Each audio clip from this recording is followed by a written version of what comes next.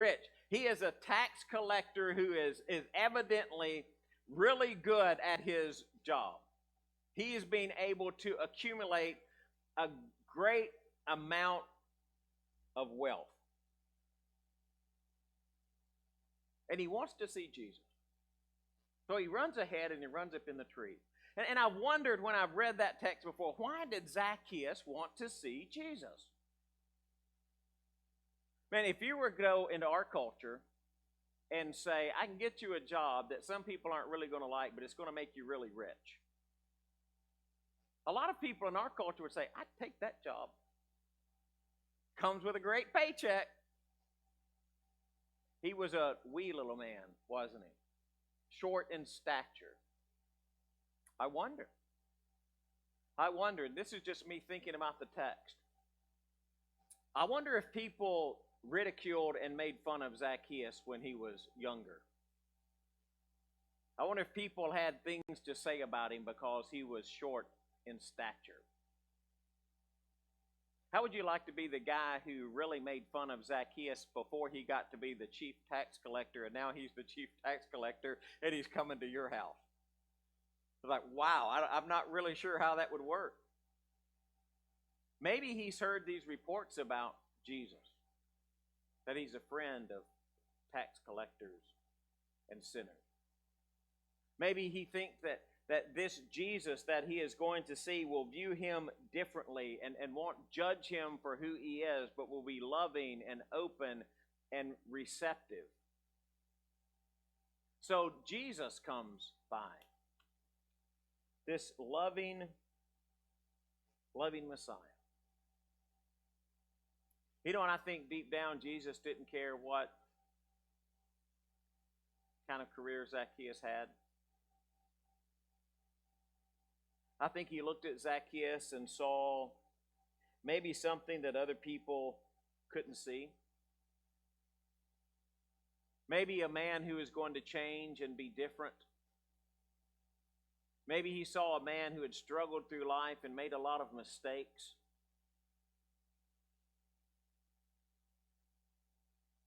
I think probably that appealed to Zacchaeus.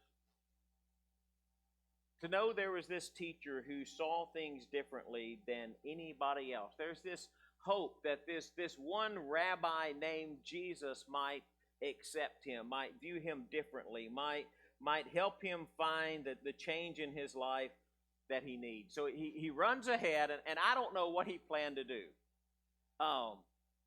You ever been somewhere that the crowd in front of you is so large that you can't get through the crowd to see the thing that you want to see? I mean, maybe it's a parade. You know, maybe it's a ball game where everybody's crowded on the sideline. Maybe you went to a concert and you decided to go down with that massive amount of people that go down on the floor, and you get down there and you can't push your way far enough to the front of the stage to see what's happening. Maybe it's a huge sporting event like when we went to the Boston Marathon, and I mean, there are just hordes of people who are lined up everywhere. I don't know what it could have been, but can you imagine Zacchaeus and all of that excitement? And again, he's small in stature, right? And he runs in and he's trying to see Jesus. There's a crowd of people. You know, I can imagine him jumping up and down trying to see over the crowd. And then he sees this sycamore tree, and you remember that tree, it's got kind of lower branches, you know, and a lot of the sycamore trees had lower branches. He could get up in that tree, so he climbs up to the top, and so there he is looking. Can you imagine a grown man climbing a tree to see somebody coming by? I mean, would you do that? I mean, would you be so excited that Jesus is coming to town and you know everybody's crowded on the side of the street that you'll climb up in the tree to look down so that you'll be able to see Jesus? And so there's this attempt to do that, and there's this loving Messiah who's walking down the street, and this is an incredible part of the story, right? So Jesus walks under the tree, and what does he do? What does he do? Y'all can help me out with this. You can even shout it from the live stream, right? What does he do? He looks up, and what does he say? Yeah, but what does he say before come down? Anybody remember? Zacchaeus. Here's the cool thing. You know, this is the only time that Jesus went to Jericho. How in the world did he know his name? How did he know who Zacchaeus was? But he did, didn't he? Zacchaeus. And I look at that and I think, well, and I wonder, I don't know, I don't think he's met him before, or Zacchaeus wouldn't be running to, I don't have any idea, but I'm thinking about tree, and Jesus comes by and you haven't met, and he looks up and he says, "No, Greg." And you think, how do you know that? How does you know that? Jesus is just so different and so unique. And so he comes to the base of the tree and he says, "Now, Zacchaeus, come down, because I'm going to go to your house today." And the all, what do they say? That huge judgmental crowd. What do they say? "Oh, he's going to the house of a sinner?"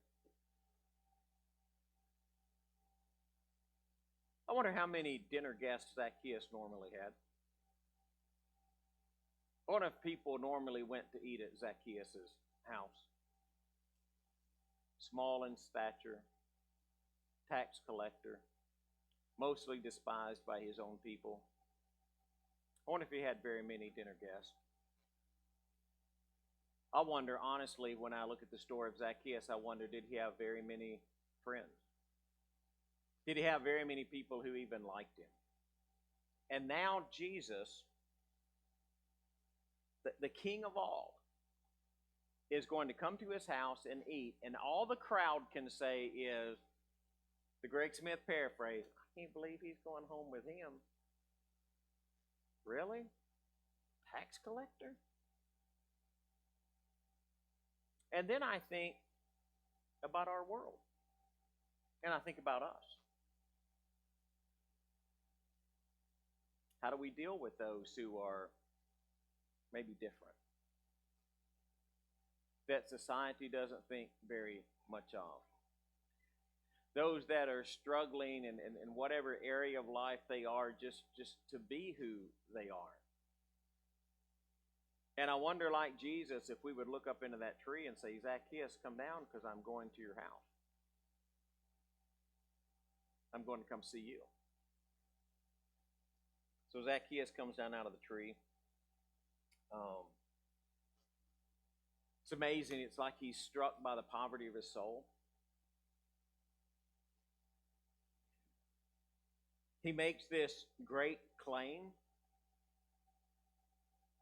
And sometimes we view Christianity as a nice, comfortable kind of religion.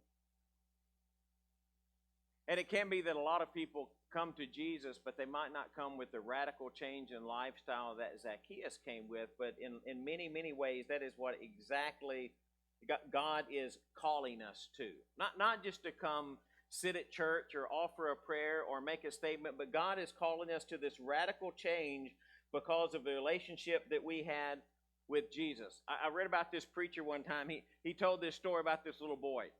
And the little boy was supposed to take his dog for a walk. So he's walking the dog around the neighborhood, and he's jerking the leash, and he's yanking the dog around. He's not being very nice to the dog, and he's mad that he's walking the dog anyway, and he's just jerking on the leash. So his dad sees how he's treating the dog, and so as he gets back to the house, his dad kind of confronts him, and he says, you're treating the dog kind of rough. Do you want to tell me something about that? And the little boy looks at him and says, "Well, it depends on how much you saw," right? You don't know how much to apologize for till you know how much that has been seen. And so sometimes we go through life like that, but what does God see? Everything. So we come to church and we think, well, if I can kind of keep the elders from finding out about this, or the church from knowing about this, or I won't talk about this. But all of a sudden you've got this scenario where God is just calling you to radical repentance. Does Zacchaeus have to give back 4 times as much? 4 times. Old Testament law says 20%. So no, $100 be $120. Zacchaeus, instead of 100, I'll do 400. Isn't it interesting that he said, "I'll give half of my possessions to the poor"? Now, I know we talked about the rich young ruler last week, and Jesus didn't look at Zacchaeus and say, no, really, you're supposed to give all of it. No, I give half of my possessions. There's this radical change of life. And it's kind of interesting that Jesus really doesn't, at least in Luke's record, Jesus doesn't say much to him before Zacchaeus decides to do that, does he? He just has this encounter with Jesus. So Jesus says, today salvation has come to this house, since he is also a son of Abraham, for the Son of Man came to seek and to save the lost. Of all the things that Luke could have written in his gospel, why did he write about Zacchaeus? I think it's because as you look at that encounter with Zacchaeus and Jesus, that as you ponder on that, you remember you really are the Zacchaeus. Maybe you're the one that the world doesn't accept, or the one that the world made fun of. Maybe you're the one that just has a hard time fitting in. You're the one that Jesus knows by name. Not just your name, but everything there is to know about you. You're the one that just like Zacchaeus, Jesus can change your life. And you're the one, just like Zacchaeus, that the only thing that's standing between you and salvation is just an encounter with Jesus. Sometimes I wonder, had I been Zacchaeus, would I have rushed down the street to see Jesus? Would I have tried to fight through the crowd? Would I have climbed up in the tree so I could see Jesus as he passed by, just to catch a glimpse of him? After I encountered Jesus, would I be willing to change my life? Would I be willing to change my lifestyle? Would I be willing to become a disciple of Jesus? You realize the whole world would have looked at Zacchaeus and said, that is not what a disciple of Jesus looks like. Jesus knew that was exactly what a disciple would look like. Do we spend so much time judging things by the standards of the world that we forget to stop and reevaluate everything based on the grace and the love and the mercy of who Jesus is?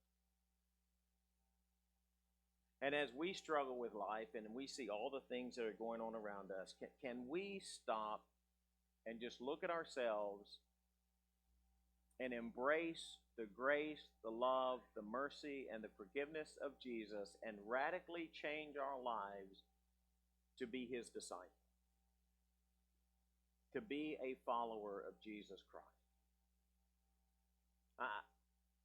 I don't know where you are on that journey. I know there are people listening on the live stream don't know where you are on that journey.